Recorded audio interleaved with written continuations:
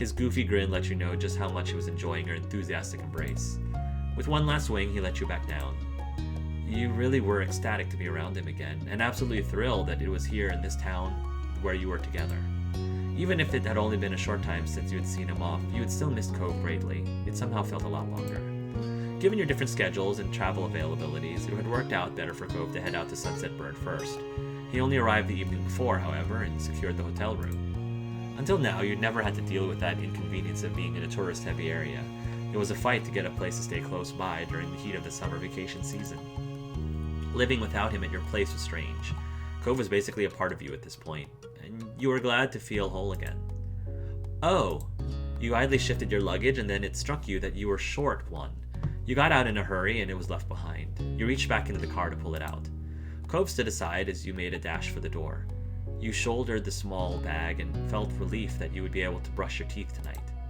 Got everything this time? You stood up straight, everything truly gathered up and out of the car. You gave the backseat one last glance and then nodded. Cove shut the car door after he had moved out of the way. The two of you stepped off the street to give the driver some room. Cove waved. Sorry again. The driver said nothing and drove off. With the road clear, you let your gaze drift across the neighborhood that you had known forever. It was such a small place to spend so many days. You were flooded with memories of going up and down the street during every stage of your life. Being a little kid, following your big sister to the playground, becoming a teen and staying out later, and growing into an adult who left their parents' house behind to be independent. You could feel the summer sun in your skin from all the times you headed out to the beach. You saw the same surroundings that you as a young adult did when leaving home. It was hard to quantify the amount of history you had here. And now you were back. Despite taking in the neighborhood again, you had never lost awareness of Cove's presence. From the corner of your eye, seeing him there was a very familiar sight as well. So many of your memories included him. Your mind drifted from the neighborhood itself to the person who used to live there. You couldn't help the feeling of nostalgia. You still remembered his face, his voice, the scar on his arm from days long gone. He had changed so much since you had first met him, yet even with those changes, he was always recognizable. He was familiar like the sky was, in the way you knew the sea. Every day they may appear different, but they're still an inextricable part of life. It was the world, with the help of Mr. Holden and his ill-thought $20 bill, that brought you together to begin with, but the two of you had chosen each other. You would never let your interactions fade. You had decided to nurture your relationship into what it was. And you would continue to keep Cove close into all the rest of your adult years. He was the love of your life, your wonderful spouse. He was the one you wanted to keep spending year after year with, as you'd done for years before this. It would be impossible to imagine life without him. Cove noticed you staring at him after a while and smiled with his eyebrows rising in curiosity. He was very transparent in his question if there was something you wanted to say. You shook your head and returned to him a soft expression. You let yourself get carried away in a tide of memories, but now it was time to focus on the present. Ready to go see my mom's? Cove nodded and then pointed at all your luggage bundled around your legs. Can I help with any of that? Yeah, thank you. You can help with all of it. No, it's like carrying in all my groceries in one go. No, the house is literally right there. No, you dropped them. Yeah, thank you. You gratefully passed him a bag. It was a lot easier to balance everything with that out of the way. He used both hands to take a hold of the one piece of luggage and stood tall, pleased to be able to provide his assistance. The bag situation resolved, the two of you strolled over to the Angel residence's door. You started to pat your pockets instinctively, only to realize that you no longer carried a key to the house. Your eyes scanned the entryway, a little lost, only to spy the doorbell. The thought of having to ring it felt super weird. As you pressed the inconveniently placed button on the side wall, you remember that no matter how much this place would always be a home to you, it wasn't where you lived. Being back here was like putting on a uniform after you quit the store where it came from. It had remained the same, but your circumstance had changed. Cove shifted on his feet awkwardly, obviously also thrown about you being struck out here, keyless. You heard muffled voices and shuffling around from inside. Your heartbeat sped up in anticipation. The door swung open, and there was your mom's smiling face. She immediately brightened at seeing you standing there. Yep, cool! I was hoping that she'd have a little bit of gray in there. Well, well, well. Mom twisted her head back and gave a shout down the hall. Lonnie, guess who's here? There were more distant noises, no doubt, Ma getting up from wherever she was to come see. Her high-spirited words rang out clearly. I hope it's one of my children. Mom snickered, still holding the door only half open for you for a little longer. Cove flushed as if suddenly realizing that he was going to be present for your mom's enthusiastic welcoming of you. You smiled to reassure him that he wasn't intruding. Ma finally reached the door and peered over Mom's shoulder. Oh, she looks a lot like my mom! It is. Hello, Hark. She gave you a once-over, patting the tops of your shoulders and moving down the sides of her arms before she nodded in satisfaction that you were in one piece. How sweet. This is a wonderful surprise. She's also even dressed like my mom. Ma inclined her head to Cove next, not leaving him out either. Hello, sweetie. You count as one of my kids, at this point anyways. I have double the surprise today. Yeah. Yeah. You snorted at your mom's greetings. They never changed. Cove bashfully waved at them. He hadn't relaxed fully, but he had settled down at their welcome. Well, don't just stand out there. Come on in. Your mom moved aside and held the door open for you, gesturing for you to enter. You stepped into the living room. It was comfortable and cool. Cove was a half step behind you, his eyes on the new painting your moms must have added since the last time you were there. Things were mostly the same, but there were more decorations since you had seen the house last.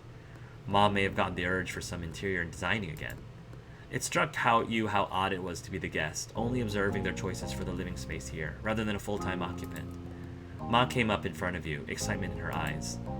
I'm so glad you're here. That's fine. You know your mom and I would have been happy to pick you up, but you're self-sufficient and responsible. That's okay. What matters is that you arrived safely. Mom appeared at her side with a nod. Welcome back, kiddos. You appreciated that your parents respected you as an adult, even if Mom still called you kiddo. You figured long ago that you'd always be her kiddo, no matter how grown you became. Yep, that's true. Probably gonna happen with me and my kids. It was part of the whole parent-child deal with her. You hugged your moms. You grinned. You took your mom's hands. You gave them a thumbs up. No, I hugged your moms. You took another step forward and pulled Mom and Ma into a great big hug, squeezing them tight. Their arms wrapped around you in return, and you could feel their love for you in their embrace. I'm happy to be here. I miss you both. It's so great to see you. I wanted to surprise you. I thought you deserved a little break after everything I put you through. You enjoyed the moment. I'm gonna say, it's great to see you. Of course. It's always nice when I'm able to come by. It's always nice when I'm able to come by. Your mom's giggled, pleased. I hope you've both been doing well. Is everything set up for your anniversary dinner? No problem. We're happy to help if there's something we can do. We've been plenty fine. It's been a little quiet, but that's not a bad thing. Mom placed her arm around Ma's shoulder and gave her a side hug. Don't worry about it. Don't worry about the party. We're just planning to eat this at the Cypress. Nothing fancy, which is kind of funny. A funny thing to say about a pretty fancy country club. The biggest issue has just been making sure everyone can make it for the day. Speaking of which, Liz will be arriving tonight. We're planning on picking her up later. I guess Liz isn't as grown up as Hark. Mom snickered at her own joke and Ma lightly elbowed her with a barely hidden grin. Shush. Shush. As I was saying, we could drop you off wherever you're staying if you don't mind waiting for that. I'm sorry there's not space for you in the house. It's gotten crowded in these old rooms since you and Liz moved out. I don't know where all this stuff keeps coming from. Sure you don't, Pamela. It's okay. Cove already has a hotel room. I'm going to be staying in anyway. Cove sent you some pictures of the place when he arrived. Stylish and roomy. It seemed nice. I like that. It was a double room. It was a room with a single king bed. He claimed that bed was comfortable, so you had high hopes about that. Though mostly you were looking forward to having him next to you as you slept once again. Your mom smiled, relieved. Kyra's already here, isn't she? She directed her question at Cove. He bobbed his head a bit to go along with his reply. Yeah, I heard she made it. She's gonna be staying with Dad while she's in town. Oh? Have you gone over and said hello yet? Cove chuckled self-consciously, and this time he shook his head. You raised an eyebrow, since you had figured he would have taken the chance while waiting for you. Not yet. I should go do that now. I just wanted Hark to be there too. He caught your eyes with an adoring smile. Mom laughed at that, no doubt thinking that Cove was sweet, but ridiculous. Oh, nice. It's nice to know your priorities. Yeah. Cove awkwardly rubbed his arm and shifted on his feet, looking all too much like he did as a kid. So? Hark, do you want to go over to my house now? That's a good idea. We won't be leaving until late evening. You heard Ma. Let's go see your parents. Cove perked up, excited once more. I can't wait to see graying David. We'll keep an eye on your things while you're out. There's no reason to be carrying all that around.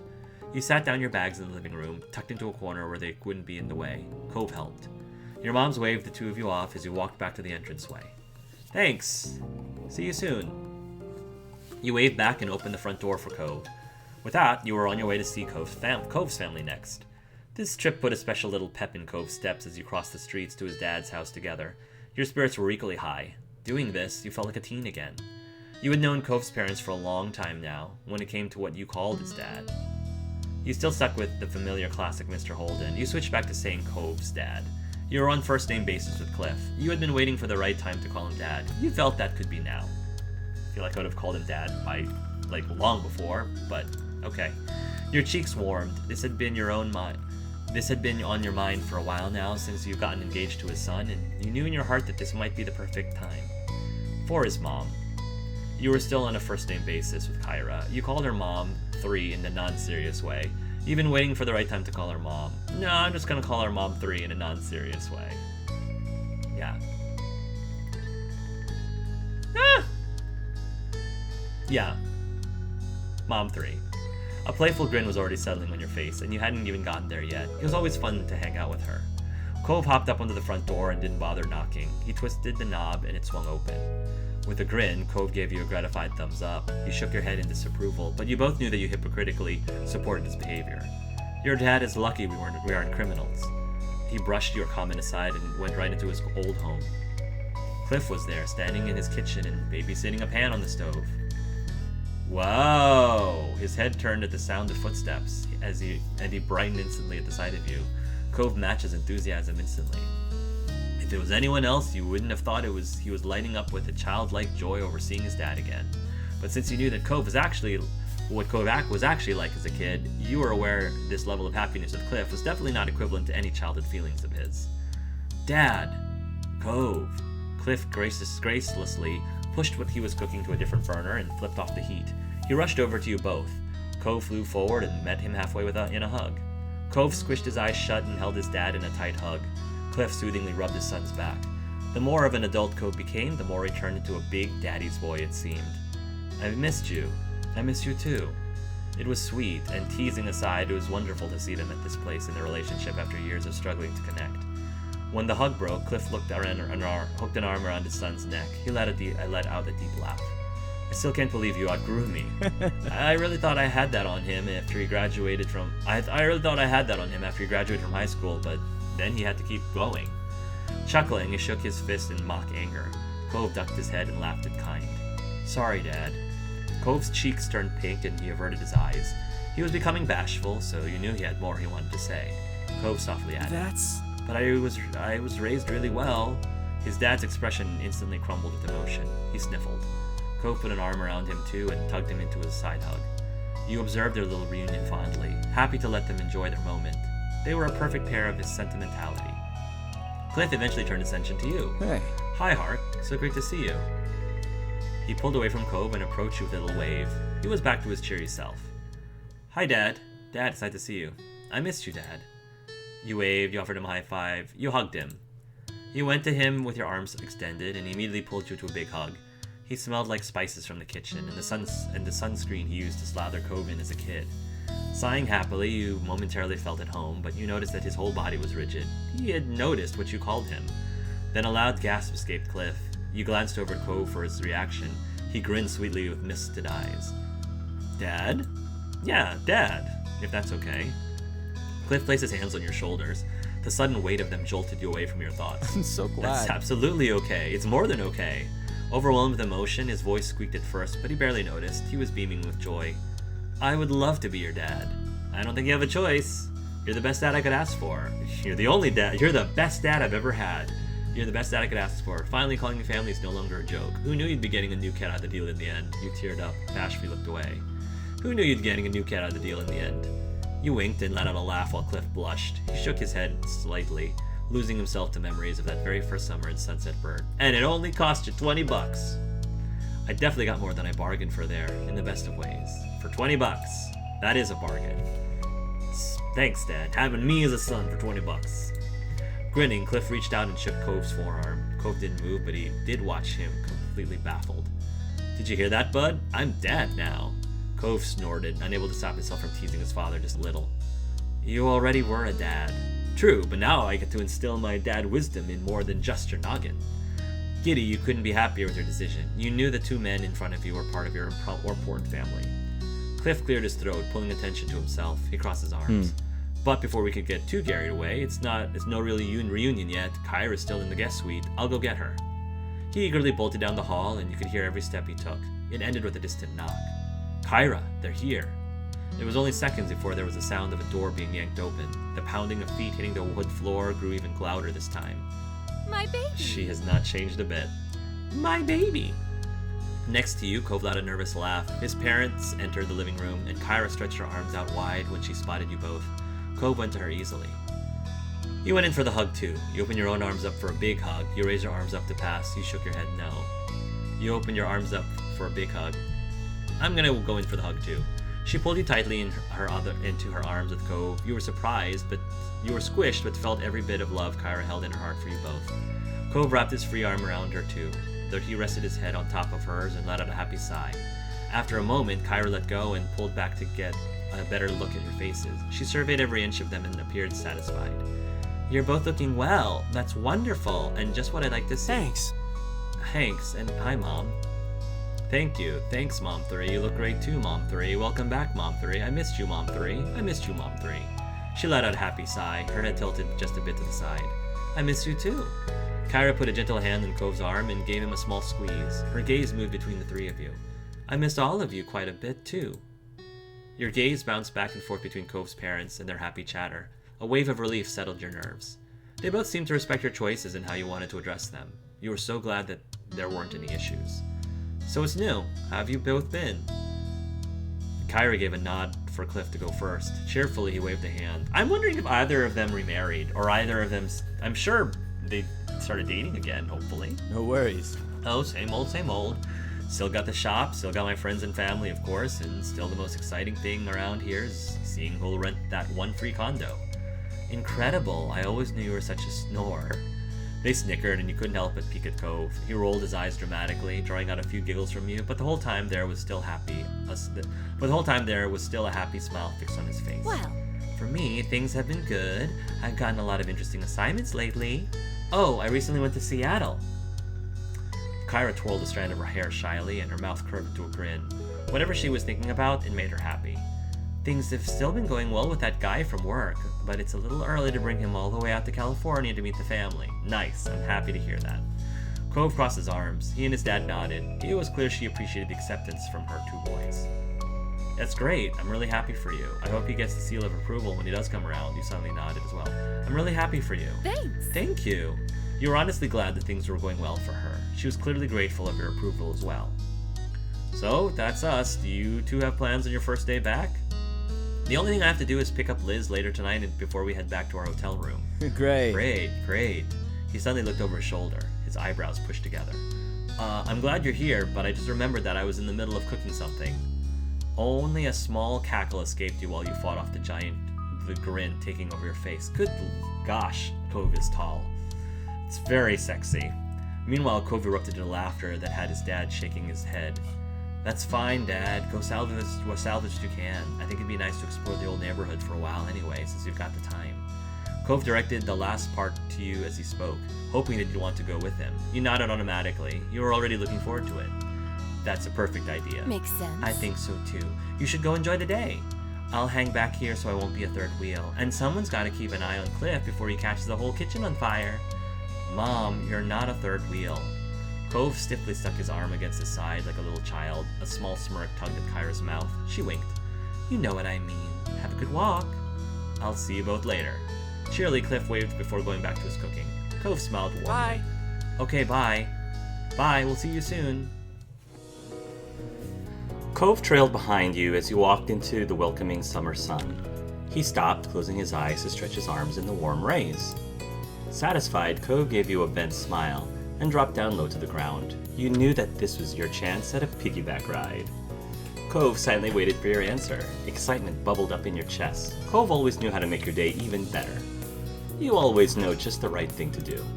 Cove hummed in agreement while you climbed onto his back. When you both had a secure grip, he stood up. The movement bounced you more than usual. Chuckling into Cove's hair, you were pleased to enjoy another afternoon of your favorite mode of transportation. That is my favorite mode of transportation.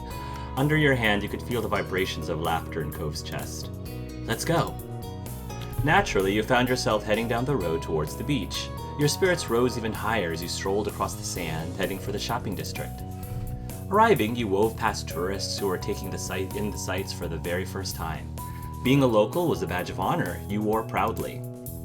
You casually walked past the shops. Over the years, some had closed down, but many of the stalls were still exactly the same as they were when you were little. Cove snapped his head as far as it could go to one side, so dramatically you couldn't have missed it. Something clearly caught his eye, but you couldn't see it. Please? There's a pretzel stand open today. Can we get one? If it involves food, you already know what my answer is going to be. When his gaze found you again, he wore the biggest smile. You chuckled. Yeah, we can. You don't need to ask for my permission. Of course you can, but I don't want one though. You nodded happily. You don't need to ask my permission. Does your heart want a pretzel? Yep, it does.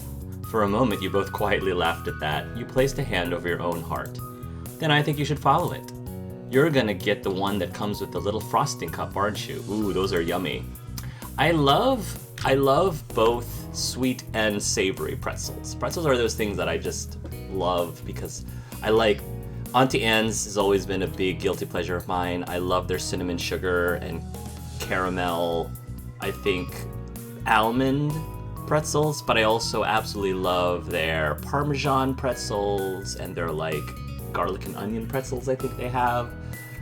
Savory and sweet. Pretzels are, I love foods that can be savory or sweet, like pretzels, crepes. Crepes. So versatile. After that, you both happily made your way over, being pulled in faster by the delicious aroma of the stall. With that, you changed course to the pretzel stand for a snack break. Cove was very pleased by the morsel he picked up, and that was good to see. Did I not get a pretzel? That makes zero sense. I would have gotten a pretzel. The sun arched across the sky as you went up and down the road as a pair. By the time you returned to the beach, day was beginning to fade into night. Cove kicked his shoes off, tossing them into the sand. He wanted to get his feet wet in the waves as fast as possible. You joined him. You avoided the water. Yeah, I avoided the water. Content, you watched Cove wade ankle deep. You could already imagine how he was wiggling his toes far into the sand. Cove sighed contentedly. You followed his line of sight to the descending sun, painting the sky with hues of orange and pink. It really feels like summer now. He wore a bent smile when he turned to you. The light illuminated like a halo behind him, and the sight took your breath away. In fact, it's hard to think of anything that feels more perfectly summer than moments exactly like this. Being here at the sunset and Sunset Bird with you. I'm so glad we were able to come visit. I do like our living situation now over just being neighbors, but still. You hummed in agreement. Your heart fluttered the moment you met Cove's eye. Your mouth lifted into a pleased smile. I'm happy too. Of course, we could have ended up like this again sooner or later. This is a wonderful day. I guess it's not bad being back in the old neighborhood. You didn't have to say anything. I'm happy too. The last rays of sunlight glittered on the water, mesmerizing you. You couldn't help but feel like this was exactly where you both belonged right now. Cove murmured quietly, losing himself in his thoughts again. Shortly after, you saw his hand shoot down into the sand. He stood straight back up with a lopsided smile and got to work brushing the sand off his prize. You knew without a single word, Cove found a new shell for your collection. As you wandered down the beach, Cove followed at your side in comfortable silence. Your shadows stretched across the sand like they were leading the way.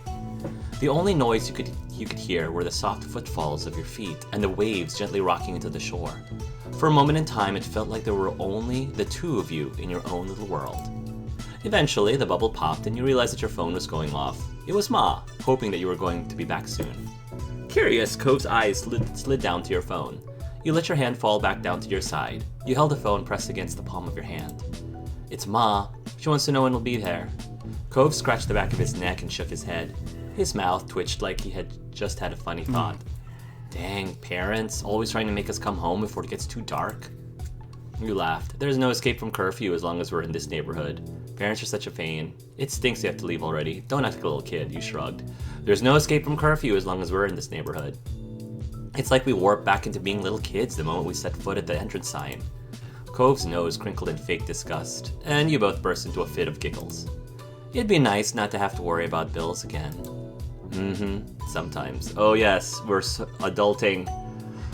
All the adulting. You spend a lot of time as a kid. You spend so much time as a kid wanting to grow up fast, so you could do everything. So you could eat whatever you want, drive wherever you want. So you could do essentially whatever you want. You could stay up late, blah, blah, blah, blah, which I totally get. There's a lot of appeal when you're a little kid to just grow up fast and be an adult. But I'm telling you, when you become an adult, you miss a lot of things. You miss a heck of a lot of things about being a kid, and many of the things you miss is not having to deal with so much stuff. Bills, taxes, responsibility, like there's so many things. That's why, as a kid, in general, like, I don't think I ever wanted to rush being an adult, because I appreciated and savored every moment of being a kid. Yeah, there were times I was a little annoyed because I couldn't earn my own money to buy whatever I want, to get all the Nintendo games I wanted, and all that stuff. Sure, there was that. But all in all, I knew that growing up would not necessarily make me happier. You know, it wouldn't make me happier. And I knew that there were plenty of things as a kid that I wouldn't get to do as an adult, or wouldn't be able to get away with as an adult. So I'd like to be able to say that I never rushed it when I was young. Sometimes.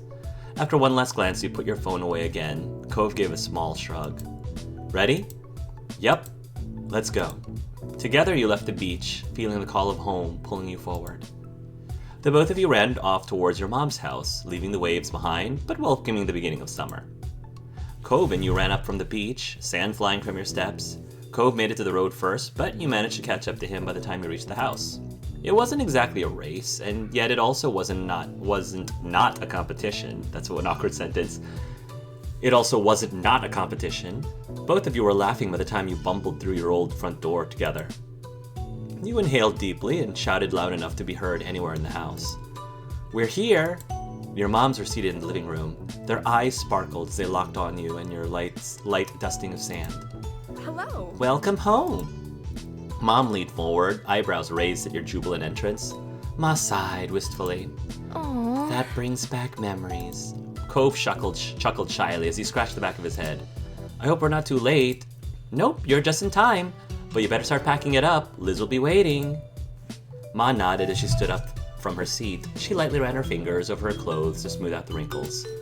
It took you a second to remember where you had put your stuff. You needed to get it all in the car so you could get everything back to your hotel. "Can I help?" You shrugged and directed him to your bags. With Cove, your mom's, and yourself on the job, it only took one trip to the car to get everything. Cove firmly closed the trunk, and you thanked everyone for the assistance. I still really love Ma's outfit here. It looks so Filipino. She looks so much more like my mom in real life. Down to like the haircut, down to the eyes and the haircut. "Of course, kiddo. Come along, my family. Let's get in the car." I'm wondering what ethnicity she is, because she looks like she could pass as Filipino too. She looks like she could. I'm curious. She gave Cove a special look to make it clear that meant him. Cove climbed to the back seat with a decidedly touched expression on his face. You got in on the other side. When everyone was situated and buckled, the engine was started and Ma pulled out onto the street. You couldn't help but feel amused to be stuck in the back seat with Cove, your mom's driving you around. It really was like you were little kids again. Cove caught you staring at him and gave you a bent smile. He was probably on the same wavelength as you from the sheer mischief in it. There was some light chatting on the drive. No one brought up anything too deep, and it mostly became swapping jokey stories. The entire trip was marked by a heavy sense of anticipation. Everyone was ecstatic to see Liz and hear what she had been up to. When you neared the airport, Mom pulled out her phone to call Liz. Ma followed the signs to the correct pickup area and asked you to shout if you saw your sister. "Yeah, Liz, we're at Wing B. There's a blue sign that says North America." Alright. "Tell her that we're right in front of the building with the blue windows. She says that she's outside, right by a yellow truck. I see at least 3 yellow trucks. I think they're doing work at the airport." The back and forth continued with Ma driving around in the wide, circular airport road while Mom attempted coordination between her and Liz's location. "Aha!" You leaned forward, peering out the front of the car. A tall, poised silhouette pulled a pale purple roll along suitcase behind her. It was definitely Liz. She waved to the car. Ma parked along the sidewalk next to her, and Mom put her phone away with a cheer.